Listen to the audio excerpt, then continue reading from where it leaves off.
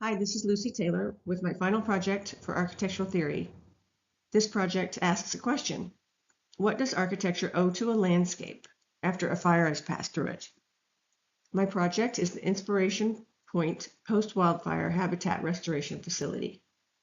My comparison project is the Tirpitz Museum by Bjarkangels in Denmark.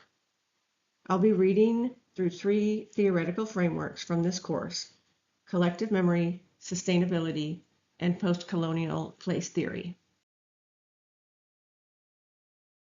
Before this course, I thought architectural theory was separate from design, something that we study and not something that we implement.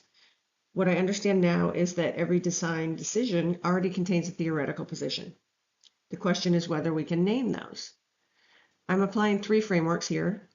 One is Module 2's collective memory lens, which is how architecture holds traumatic events without freezing them. The other is Module 5's sustainability lens, not the technical side, but the discursive question of whose idea of nature we're working with. And also modules 1 and 3 together, which cover post-colonial and place theory, the argument that good architecture responds to the specific intelligence of its site and its community. I chose these 3 because they're the ones that, when I applied them to my own project, showed me the most about what I had been doing intuitively and what I have gotten wrong.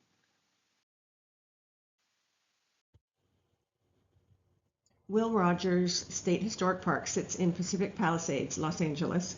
The project site is Inspiration Point, the summit of the Inspiration Loop Trail at about 750 feet in elevation with panoramic views from the Santa Monica Mountains to the Pacific. What makes this site specific is that it's at the intersection of a major wildlife corridor connecting mountains to the coast, prevailing Santa Ana winds from the northwest, and 266 sunny days a year. And before the fire, a beloved destination. People walked up here to sit on that bench and look out at this view. That's not just an ecological quality, it's a cultural one.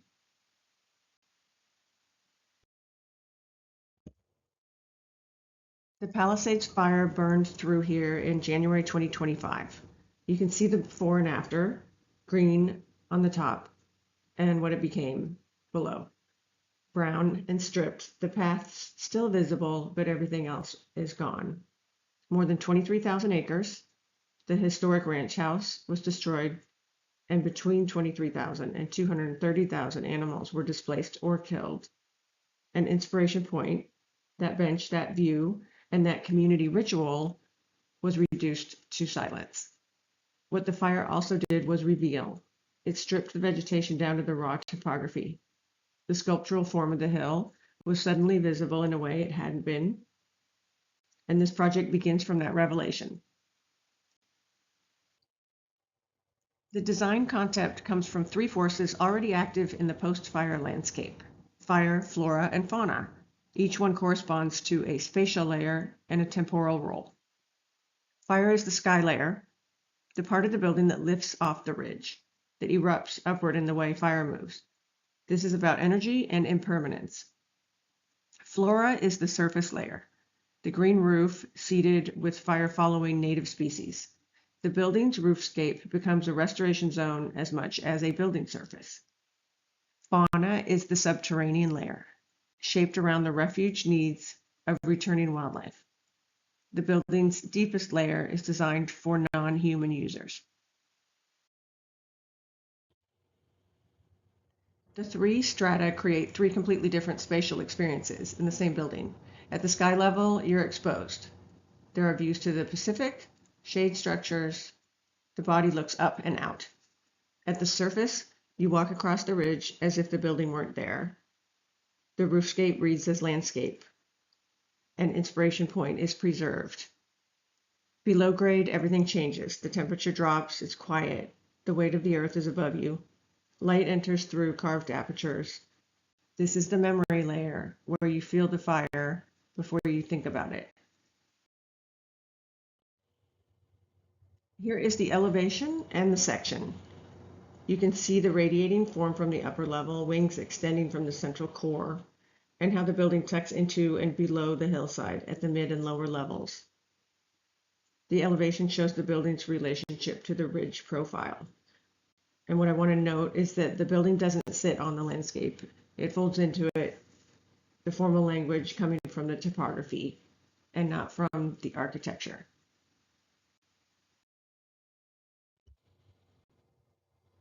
Here are the roof plan and the site plan.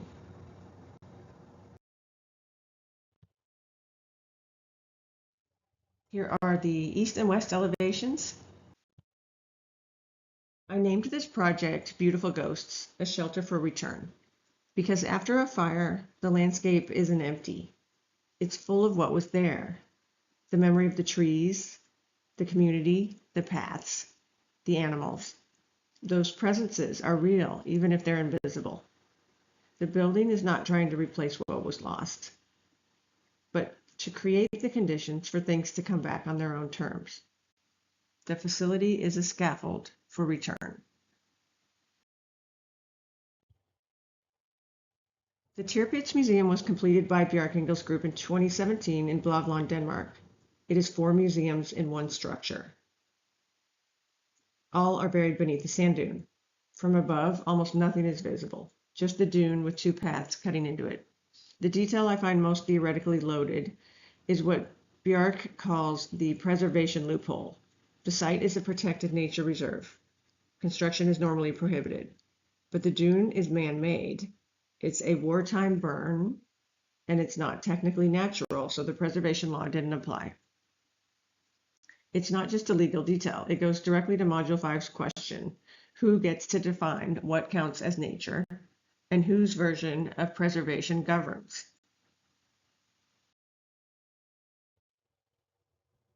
Module 2's key claim is that memories are too various and plural to be locked up in stone.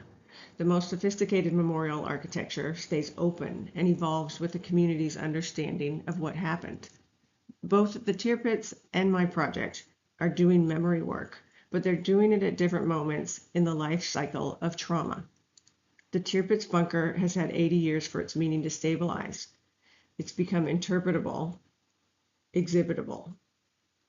Bjarke Ingels Group can place it at the center of a museum because people have had decades to process what it means to be occupied and to survive. The fire is different. It happened in January 2025. This trauma is still registering as affect, not as meaning. My building doesn't try to interpret the fire. The subterranean level attempts to make you feel it. Module 2 says trauma doesn't have meaning, it registers affects. And that is exactly what this subterranean level is designed to do. Module 5 changed how I think about sustainability. I used to think of it as primarily a technical question. This course showed me it's also a discursive one. Whose idea of nature and for whom and at what cost? The Tirpitz sustainability story starts with that preservation loophole. The dune is man-made. It was always a constructed landscape, but the act of building there required redefining what counts as natural. And that is a political decision. My project faces a different version of the same question. There's no intact system to preserve. The fire destroyed it. So I'm arguing for restoration toward a specific ecological vision, that of pre-fire native California chaparral. That's not a neutral choice. It's an argument about what this landscape should become. Module 5 says sustainability always involves that argument, whether you name it or not. Hostagrahar's post-colonial argument for Module 1 is that strong architecture responds to the specific character of its region, site, and context. It is modern, but particular to a place. My project is, I think, the most particular and local project I've designed. Every decision traces back to this specific site. And the Maya Lin parallel from Module 3 is intentional. As her Vietnam memorial works through the body's descent, you walk down into the earth, and the weight of what happened settles on you. The subterranean level of my building works the same way. You're not told about the fire, you feel what it did. And Tirpitz speaks the Danish national identity. My building speaks to a neighborhood. and a specific community's relationship to one hilltop. What struck me when I first looked at the tier pits carefully was how structurally similar the formal logic is to my project. Both buildings preserved the original topography intact and cut into it rather than sit on it. Both make the existing wound the spatial and the emotional center. Both refuse to announce themselves above the horizon. The deepest shared commitment is the temporal one.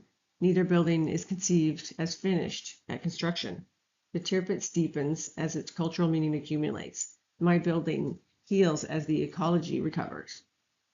Both buildings have time designed into them as a material, and both were designed in landscapes altered by human action before the design arrived.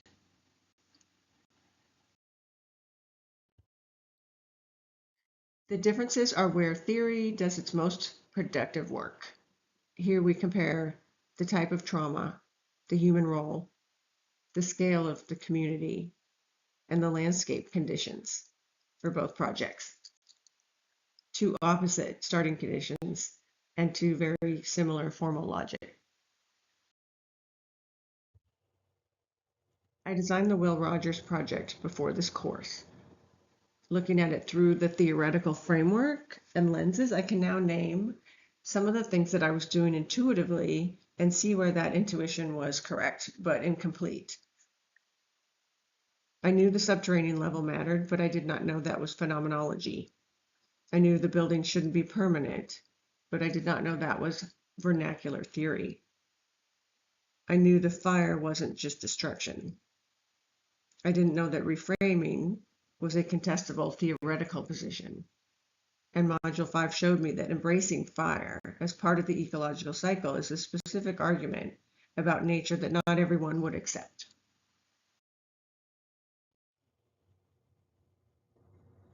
Theory has shown to be most useful when it identifies what you missed. 3 honest critiques. First, I didn't consult the community. I speak on behalf of the people who lost Inspiration Point, but I never asked them. Aravena's method for Module 4 would produce a fundamentally different building. Second, whose ecology am I restoring? I chose pre-fire native chaparral, but that's my vision and it's political. The indigenous Tongva relationship to this land is absent from my design. And third, does the architecture trust the landscape enough? Compared to the tier pits, which disappears more completely, my building is still quite assertive. If I genuinely want architecture to recede as the landscape recovers, maybe the initial formal gesture should be quieter. The most important shift is that theory isn't something you apply after design, it's the structure of the design question itself. Before a formed decision, ask what theoretical claim is embedded in this choice. Before a site decision, read what is already present before proposing anything. Before calling a project sustainable, ask whose nature, whose restoration, and whose vision. And build in time. Design for succession, not permanence. The best move is often the one that creates conditions for something to happen.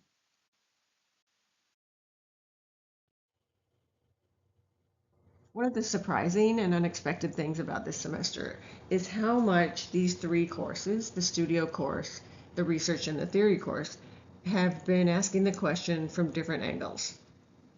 The theory course gives me the theoretical argument that architecture should read what is already present in a site before proposing any form. The design studio gave me the attempt to practice that reading.